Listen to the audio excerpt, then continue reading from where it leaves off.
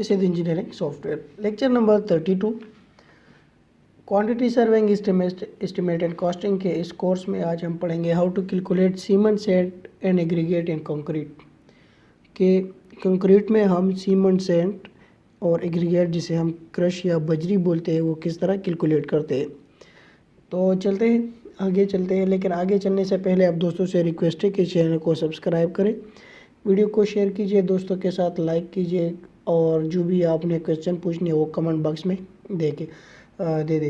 तो वीडियो को एंड तक देखें क्योंकि ये बहुत इंपॉर्टेंट वीडियो है, तो एंड तक काइंडली देखें। Determine the quantities of various material use in 100 cubic foot in cement sand motor and what for it. Sorry, ये सेंटेंस चेंज नहीं हुआ है, ये मैं चेंज करना चाहता हूँ। 100 cubic foot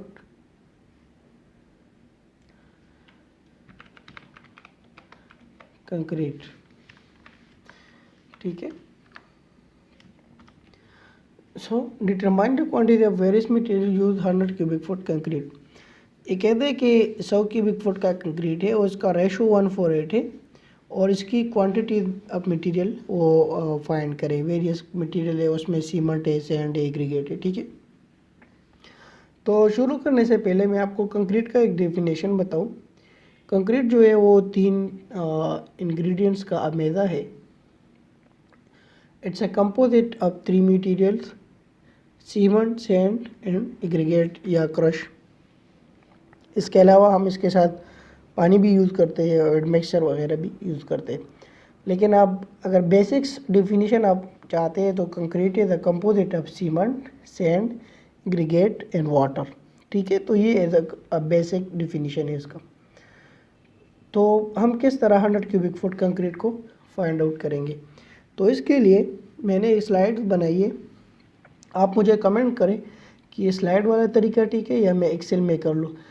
ये वाला तरीका इसलिए मैं आपको ठीक बता रहा हूँ कि क्योंकि इसमें आपको एक एक चीज़ विजिबल है, ठीक है। अगर एक्सेल में जाऊँ तो मैं 100 × 1.54 कर दूँ तो आपको सिर्फ ये नज़र आएगा, ठीक है। फिर ये चीज़ें छुप जाएगी, तो इसलिए मैं इसको रिकमेंडेड कर रहा हूँ ताकि आप एक एक चीज़ को ढूंढें। जब भी आप किसी चीज़ को मेजर करते हैं, फॉर एग्जांपल आप स्लैब ले लें या फ्लोर ले लें, एक 12x12 का रूम है, ठीक है। तो जब भी आप मेजरिंग करते हैं 12 × 12 और मल्टीप्लाई इसकी जितनी भी थिकनेस है 6 इंच है या 4 इंच है या 3 इंच है, तो उसको मल्टीप्लाई करके आप एक वॉल्यूम हासिल करते हैं जिसे हम कहते हैं क्वांटिटी ऑफ वेट कंक्रीट। तो उसमें पानी मौजूद होती है, ठीक है। तो आपने उसको ड्राई में कन्वर्ट करना है क्योंकि आपने तो मटेरियल सारे ड्राई में परचेज करने हैं, तो इसलिए आपको इसने ड्राई में कन्वर्ट करना है। तो कंक्रीट का ड्राई फैक्टर जो है वो 1.54 है, ठीक है। So 100 × 1.54, so it's will equal to 154 cubic foot, ठीक है। तो ये वेट वॉल्यूम से ड्राई कंक्रीट में या ड्राई वॉल्यूम में कन्वर्ट हो गया। याद रखें कि ड्राई जो वॉल्यूम है वो वेट वॉल्यूम से हमेशा ज़्यादा होता है। अच्छा, जो हम कंक्रीट यूज़ करते हैं उसकी रेशो क्या है वो आपको BOQ में बताया होगा, स्पेक्स में बताया होगा, स्पेसिफिकेशन में कि आपने 1 2 4 करनी है, 1 1.5 3 करनी है, 1 4 8 करनी है, 1 3 6 करनी है। वो आपको डिफाइन होगा आपके बिल ऑफ क्वांटिटी में या स्पेसिफिकेशन में। So 1 4 8 then sum of ratio 1 + 4 + 8, so total is equal to 13। अब इसके लिए मैंने एक फार्मूला बनाया है और फार्मूला ये है ratio of material. Ratio of material mean जिस मटेरियल का जो रेशो है, फॉर एग्जांपल मैं सीमेंट मालूम कर रहा हूँ तो सीमेंट का रेशो 1 है। रेशो ऑफ मटेरियल अगर मैं सैंड मालूम करना चाहता हूँ तो उसका है 4, तो मैं यहाँ 4 लिखूँगा। अगर मैं क्रश या एग्रीगेट फाइंड करना चाहता हूँ तो वो है 8, तो मैं यहाँ 8 लिखूँगा। Multiply dry concrete quantity. Dry concrete quantity आपके पास कौन सी है? यही 154 cubic feet वाली, ठीक है। और इसको डिवाइड करनी है सम ऑफ रेशो में। सम ऑफ रेशो आप कैसे कहते हैं? जिसे हम टोटल रेशो कहते हैं। मतलब जो हमारा रेशो है उसको हम ऐड करते हैं, 1 + 4 + 8, सो उस पर डिवाइड करते हैं। तो अब आप प्रैक्टिकली देख लेंगे। सबसे पहले हम सीमेंट का मालूम करते हैं। So quantity of cement it's equal to ratio of material multiply dry quantity divide by sum of ratio. तो आप मैथमेटिकली देखें, मैंने रेशो ऑफ मटेरियल में 1 डाला है क्योंकि सीमेंट हमेशा एक ही होता है और सीमेंट की रेशो 1 है, तो मैं सीमेंट फाइंड करना चाहता हूँ। सम ऑफ रेशो पिछली स्लाइड में आप देखें तो ये 13 है, ठीक है। सो 1 डिवाइड बाई 13 मैंने ब्रैकेट डाली है, मल्टीप्लाई 154, ये ड्राई कंक्रीट क्वांटिटी है 154। सो आप इसको अगर कैलकुलेट कर ले अपनी कैलकुलेटर से या एक्सेल शीट से, तो आपके पास ये 11.78 क्यूबिक फुट आता है, ठीक है। तो ये तो क्यूबिक फुट में आता है क्योंकि सीमेंट तो बाज़ार में क्यूबिक फुट के हिसाब से नहीं लोग बेचते। तो आपने क्या करना है, इसको बैग्स में कन्वर्ट करनी है। तो आपको पता होनी चाहिए कि एक सीमेंट की क्वांटिटी या वॉल्यूम है एक सीमेंट बैग की, वो 1.25 क्यूबिक फुट है, ठीक है। ये FPS सिस्टम में, अगर MK सिस्टम में तो 0.035 क्यूबिक मीटर है, ठीक है। सो देन आपने इस वॉल्यूम को 11.78 डिवाइड बाई 1.25 करनी है, तो ये आपको 9.42 बैग्स देंगे। अच्छा, अब 9.42 है तो आप कितने डिमांड करोगे मार्केट में? आप तो इस तरह नहीं कह सकते कि मुझे 9.42 बैग्स चाहिए, ठीक है।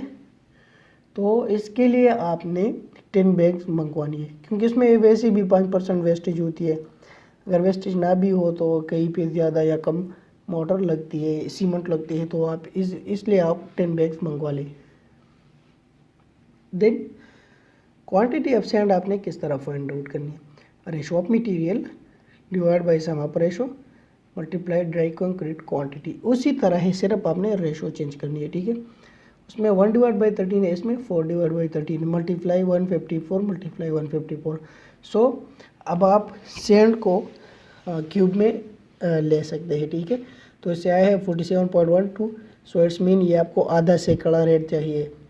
एक सैकड़े में 100 क्यूबिक फुट होता है और आधे में 50 क्यूबिक फुट, तो आप 50 क्यूबिक फुट सैंड मंगवा लें, मतलब आधी सैकड़ी। नेक्स्ट है फिर quantity of sand. Quantity of sand तो हो गई सर। ये है quantity of crush.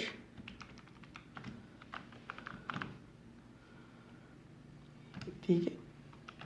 So quantity of crush में वही आपने करनी है, ratio of material divide by sum of ratio multiply dry quantity.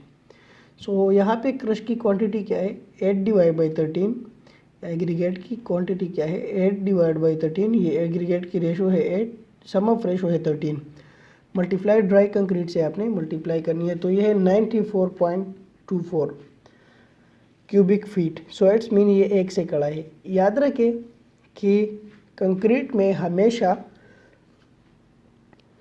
Crush की या एग्रीगेट की क्वांटिटी फाइन एग्रीगेट की डबल होती है। फाइन एग्रीगेट मतलब सैंड या सुर्खी वगैरह, तो उसकी डबल होती है। तो अगर वो आधी सैकड़ तो फिर ये एक सैकड़ होगा।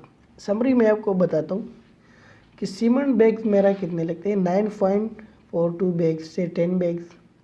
सैंड लगता है आधी सैकड़ा और क्रश लगता है एक सैकड़ा। सो ये था एक बहुत इम्पोर्टेंट लेक्चर कि आपने कंक्रीट किस तरह फाइंड आउट करनी है, कंक्रीट में मटेरियल आपने किस तरह फाइंड आउट करनी है।